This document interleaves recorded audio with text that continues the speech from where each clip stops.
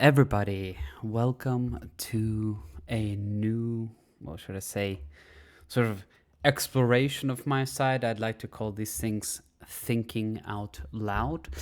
As some of you know, or maybe none of you know, actually, I'm half Swedish and half Argentinian.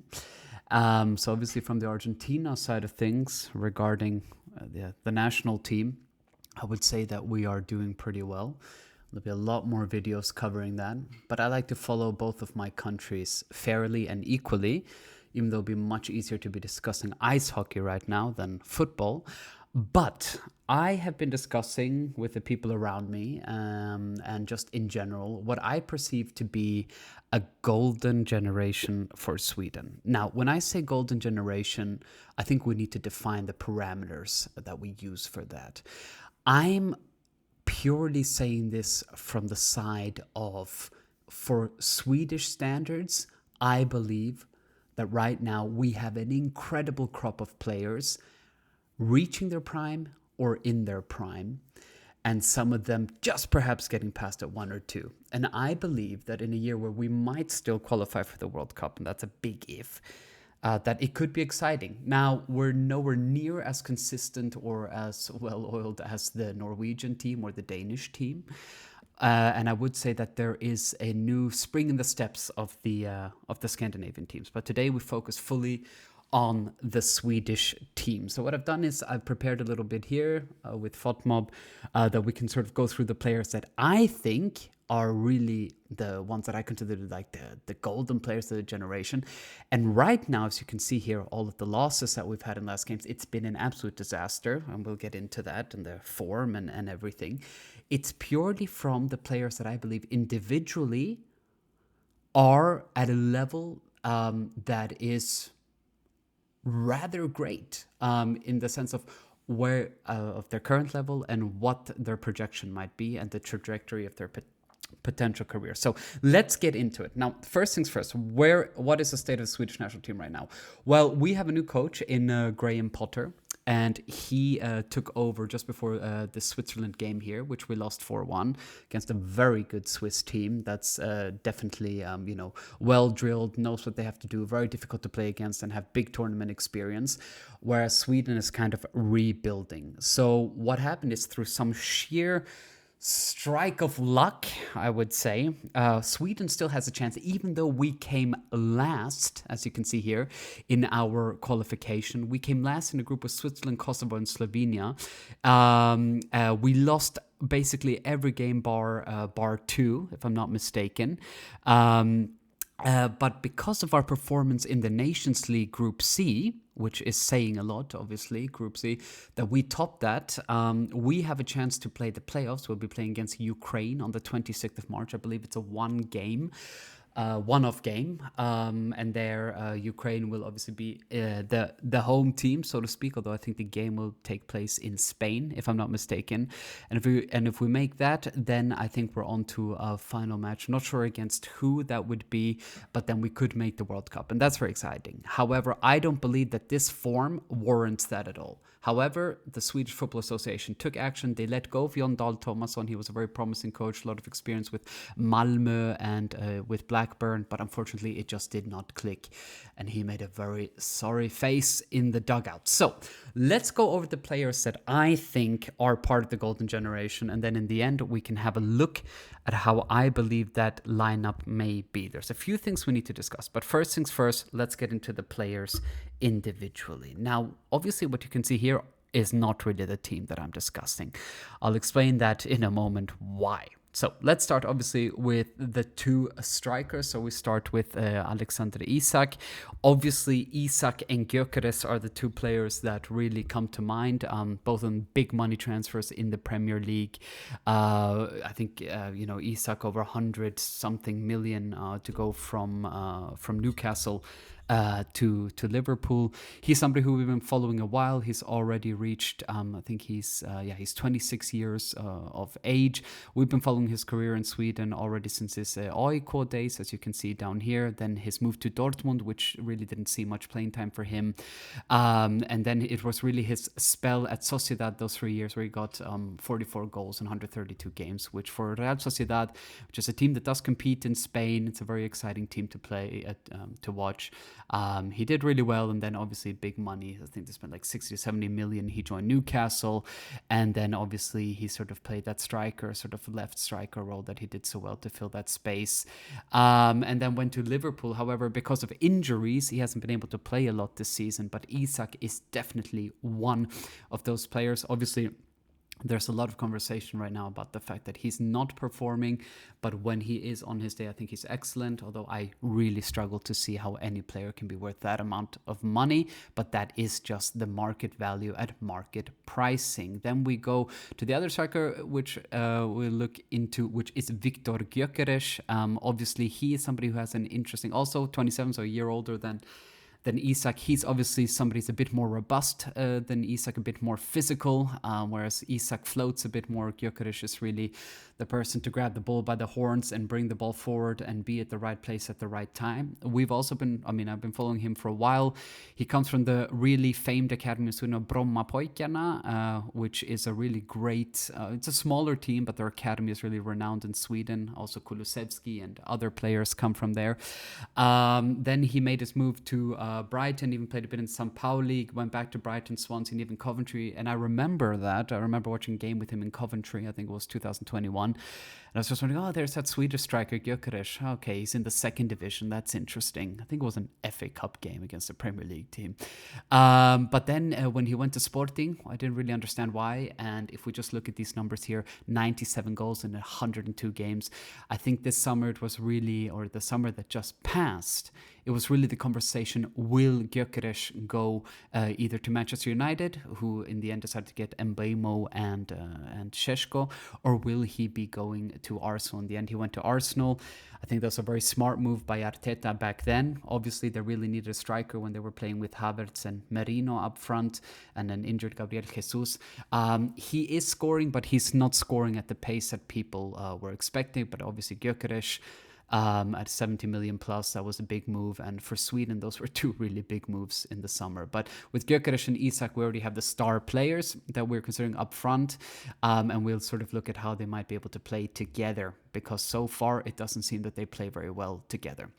Then, as a big Barcelona fan myself, as a massive Barcelona follower, there's Runi Bardghji. Hope we're pronouncing that right. He did say that's how you say it. He's somebody who was very well thought of. Remember, a few years ago, he even scored in the Champions League against Manchester United. He's somebody who Barca got for 2.5 million euros.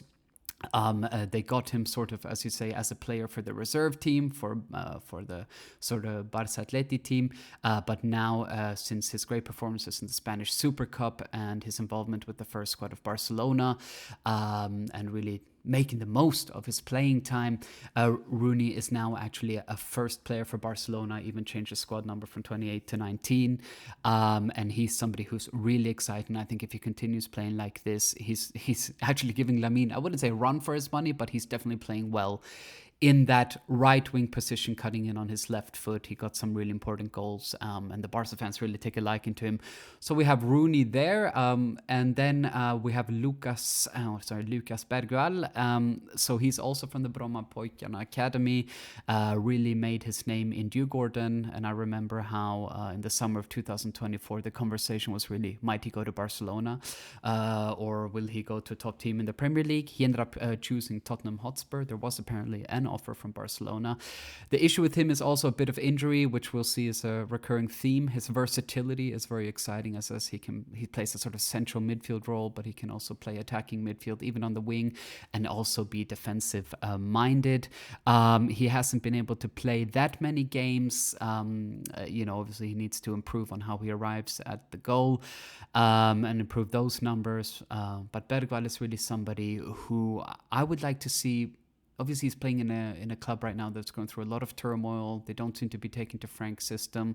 They've struggled with Postecoglou as well. Very volatile environment, but I believe he's really somebody who will thrive under the right environment.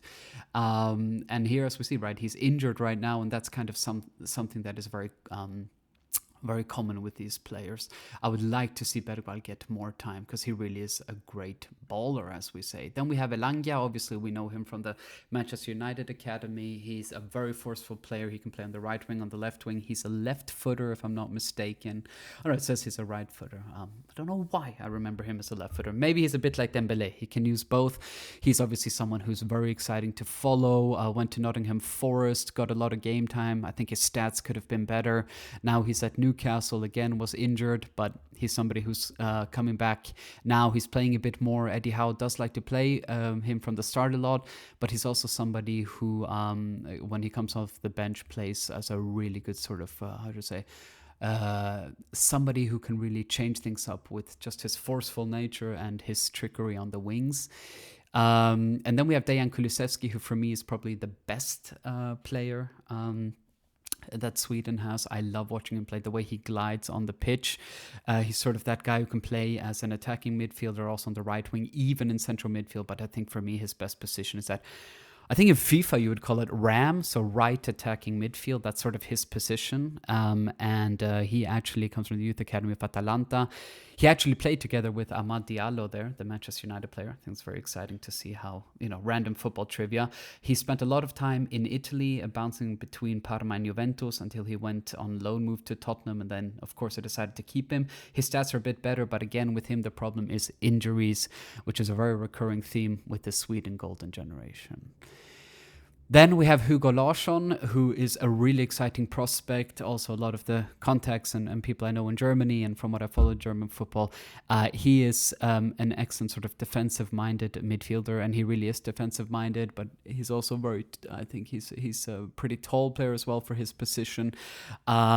He's somebody who's great at distributing the ball, but also good at using his force. He's already played 103 games in 3 years. He's an absolute starter for a wonderful team in Eintracht Frankfurt. He's somebody who, if we're going to say, was actually about to go to Real Madrid, if we are to believe that. I believe that was actually the case. He's very exciting. He's chosen to stay at Frankfurt. He prefers to have playing time, and at the age of 21, that's a great decision. Hugo Larsson is really an exciting player. Then we have Yasin Ayari from Brighton and Hove Albion. He's also somebody who actually came from Oiko and then went to Brighton, Coventry, Blackburn, and has now cemented his spot under Fabian Hürzeler at Brighton. He's also defensive-minded, but can also play in the central midfield role, although he wouldn't feel comfortable higher up the pitch. A bit smaller than the other players. He's somebody who gets a lot of game time for Brighton. He's played 61 games in a year and a half. So he's obviously one of the first names on the Brighton team sheets. And that's just very important for Sweden to have players playing at the Premier League at that level so consistently, which wasn't always the case.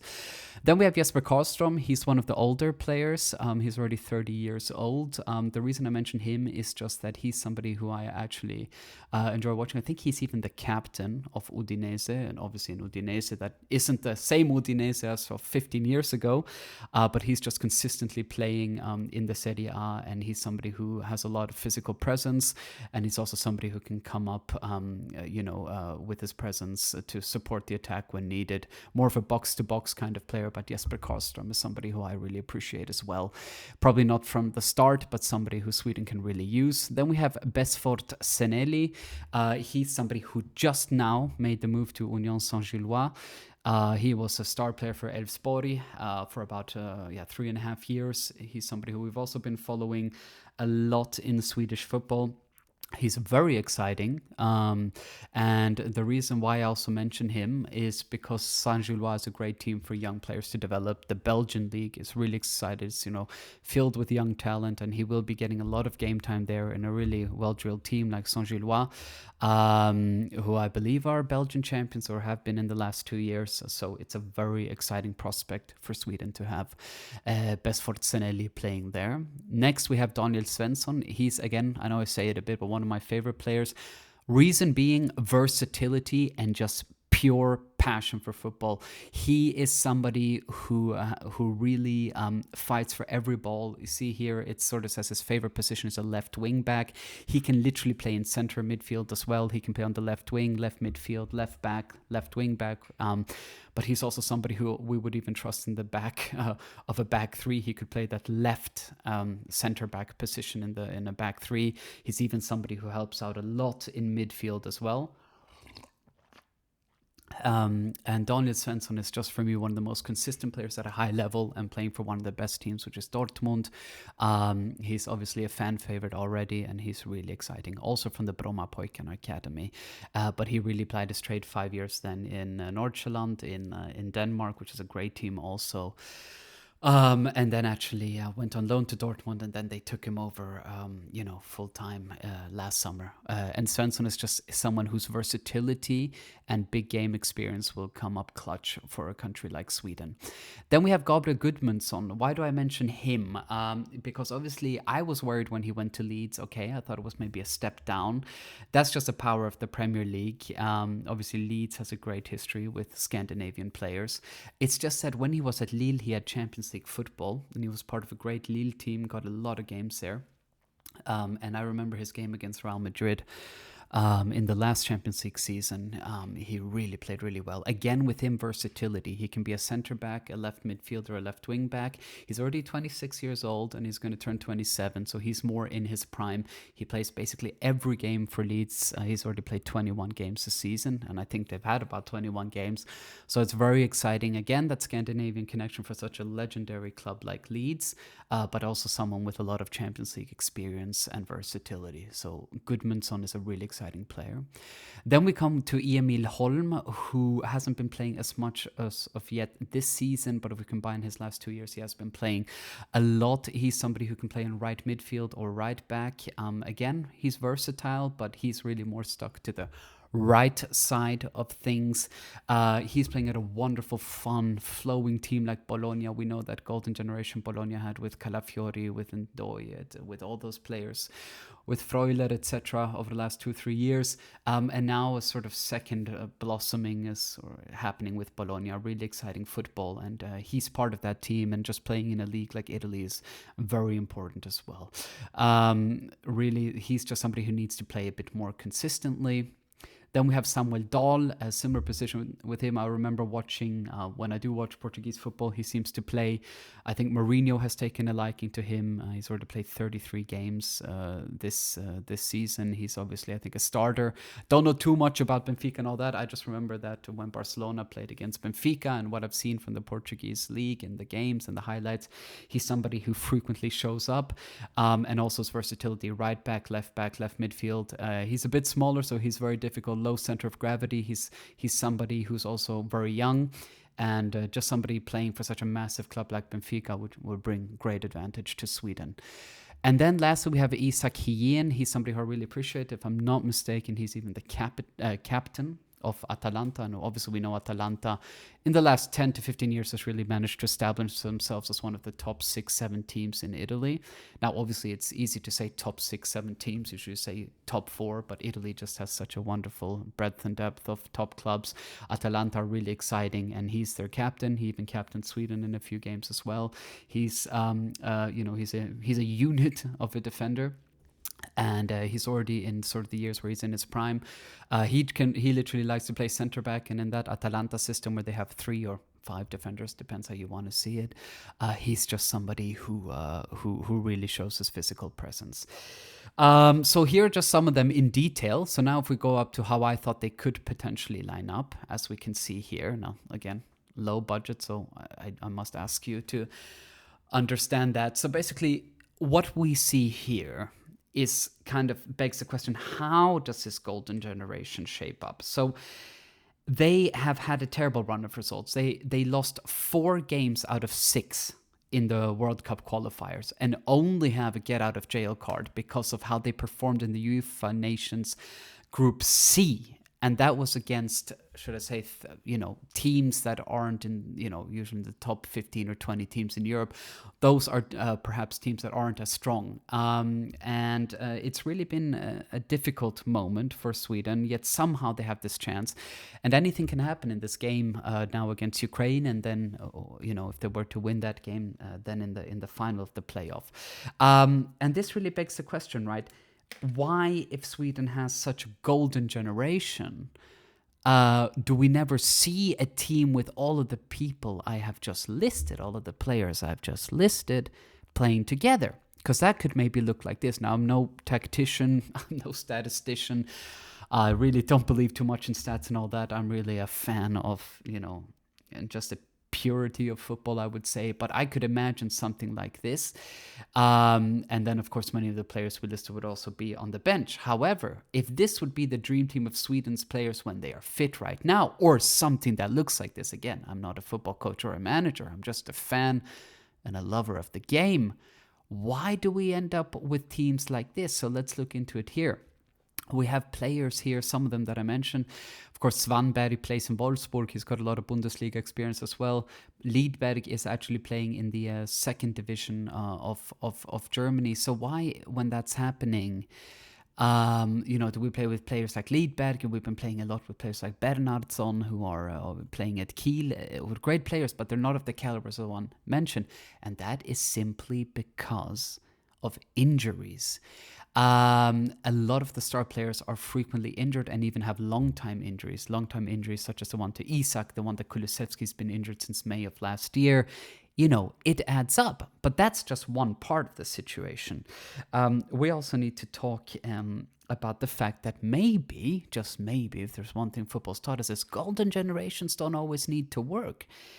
I became enamored, completely in love with Janne Andersson and the way of his simple 4-4-2 dogged, was ugly but wonderfully impeccable, fruitful style of football that took Sweden to the quarterfinals of the 2018 World Cup in Russia. And that was a team that had Marcus Berg, we had Toivonen, we had Emil Forsberg, we had a midfield of Ekdal, and then we had Granqvist in defense. These were players that weren't playing in the top teams at that time, but they played as a team. And I think that Sweden is struggling to mesh, to find cohesion in all of the sort of talent, if we are to view it as a golden generation, that they have. And that is a very common thing. We think of the England golden generation, the Belgian golden generation, and yes, of course, this team is not as good as those teams. Those are top-notch teams, top-notch players, some of the most historical players, especially the English golden generation. But the fact remains that when really good players play together, if it doesn't start working, it seldom ends up working. And Sweden are trying to rectify that with Graham Potter, somebody who is more of a concept coach, more methodical, and has great experience in Swedish football. I have to say, I really like how he's been talking. And the more that I view his time at West Ham, the more I see that it really wasn't up to him as to why West Ham was struggling. But let's get into the gritty details how it could be. So obviously a formation, I'm not sure if this will make sense, but let's say we want Gyökeres and Isak to play together.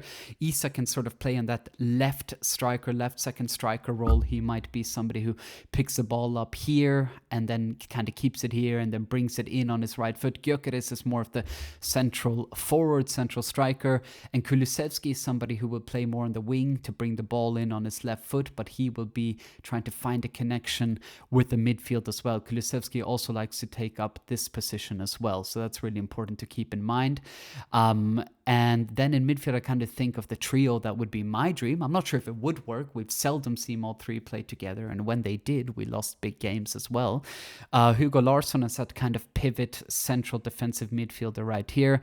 Yasin Ayari as he does as well with Brighton, that he basically can play in that sort of position. Also more defensive minded, but still more offensive than Hugo Larsson. Might be a double pivot, and then Bergvall being the creative force who will link up there.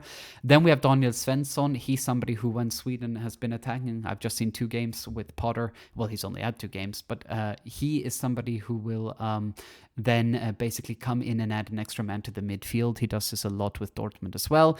Then we have the captain, Victor Lindelöf, who actually I thought after leaving United would struggle to find consistency in a Aston Villa defense that already had, Pau Torres and Ezri Konsa, but he's been playing really well there. He's now actually managed to get a lot of stable playing time in an Aston Villa that might even be fighting for the Premier League, which obviously there won't be, I don't think, but he's playing really well under an astute tactician like Unai Emery. And then Higuain obviously needs to play as well. That's a very good center back pairing. And then on the right back there could be Dahl, of course. Or there are so many other players that we can consider. So if we now look at the breadth and depth of this team, is it balanced? I think it looks fairly balanced. I'm unsure as to how this would work. Again, I'm not a tactician, but it's a shame if Sweden has all these players and through injuries or just through a mismatch or through coach choices, because Dahl Tomasson did make some strange choices, even though I always back the manager.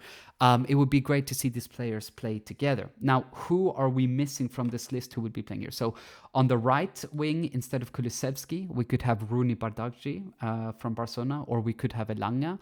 And Elanga could also be playing on the left midfield position as well. Then in midfield, we could have Karlström play here or here. And we can also have Senelli sort of take over that central midfield position. Then another player is Gabriel Gudmundsson, could be playing here. He could be playing in center back. And there's also Emil Holm, who could be playing on the right back position or even in a right wing back position as well.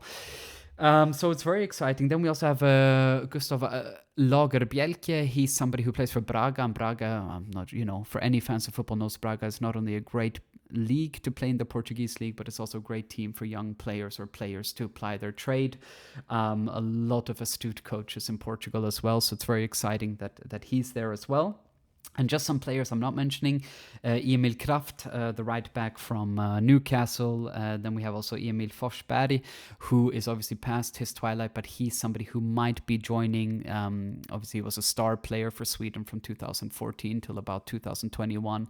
He was Sweden's star player. He could play on that sort of left attacking midfield, left wing role.